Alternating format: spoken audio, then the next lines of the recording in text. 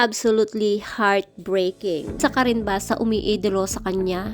Isa si Liam Payne sa mga dating miyembro ng sikat na British boy band One Direction. Guys, hello guys, it's me again, Rampadorang Inday Vlog. Rampadorang Inday Vlog, ayan. Hello guys, it's me again, Rampadorang Inday Vlog. Hello guys, nagluluksa nga ang buong mundo sa pagpanaw nitong si Liam Payne na isa sa mga member ng One Direction. Namatay si Liam Payne matapos mahulog mula sa ikatlong palapag ng isang hotel sa Buenos Aires. Pumanaw nga ang British singer na si Liam Payne, dating miyembro ng sikat na boy band na One Direction, matapos mahulog mula sa ikatlong palapag ng isang hotel sa Buenos Aires nitong Miyerkules ayon sa pulisya. Pumanaw nga ang singer sa edad na 31 years old. Ayon sa ulat ng CNN, sinabi ng pulisya ng Buenos Aires na ang mga tauhan mula sa 14B Police Station ay nagtungo sa hotel noong Miyerkules ng hapon matapos makatanggap ng tawag sa 911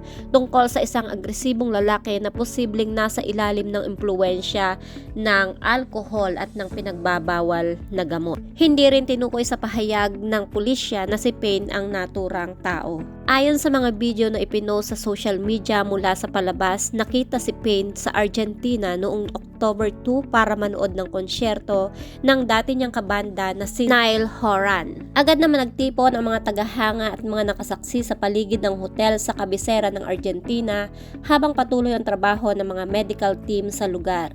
Ayon sa pahayag ng pulisya, Liam James Payne, composer and guitarist, former member of the band One Direction, died today after falling from the third floor of a hotel. Inilarawan din ni Alberto Crescenti, pinuno ng SAME Emergency Medical Service ng lungsod, na ang mga awit ay nagtamo ng very serious injuries incompatible with life as a result of his fall. Agad namang tumugon ang emergency personnel sa Casa Sur Hotel sa Palermo noong ika-5:04 ng hapon matapos makatanggap ng tawag sa 911 at dumating sa loob ng 7 minuto.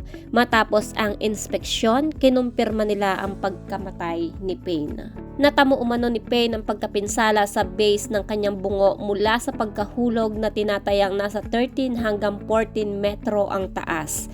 Ayon nga dito kay Crescenti. Ikinalulungkot ng mga tagahanga ni Payne ang balita. Samantala guys, sa mga hindi nakakaalam, na buo ang One Direction noong 2010 nang sumali ang mga kabataang sina Payne, Niall Horan, Harry Styles, Louis Tomlinson at Zayn Malik sa palabas na The X Factor sa UK.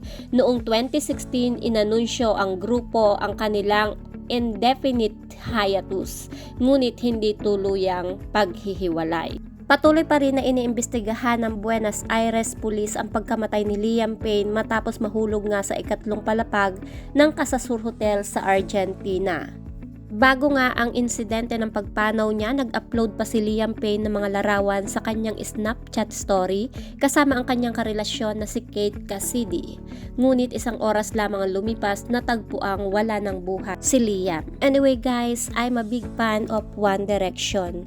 Ito yung era na stress reliever pag napakinggan mo ang mga kanta nila. Yung tipong relate na relate ka in every lyrics talaga.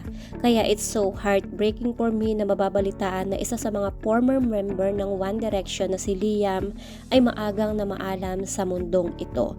Biruin mo guys, no, 31 years old, napakabata. Isa pa naman ako sa umaasa na soon ay mabubuo ulit sila as a boy band that we wanted ever since nung nagwatak-watak sila.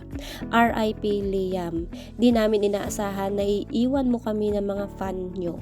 Di namin inaasahan na mabubuo ulit ang samahan nyo ni na Harry, Niall, Louis at Zayn. Pero nakakalungkot nga dahil sa burol mo pa ito nabuo. Di yon ang comeback na gusto naming mangyari. Anyway guys, respect and sympathy for my beloved favorite singer Liam Payne. We always love you and supporting your band Infinity.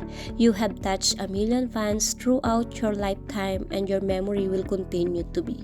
Rest in peace, Liam Payne. Your love, music, smile in this world will always be adored and remembered.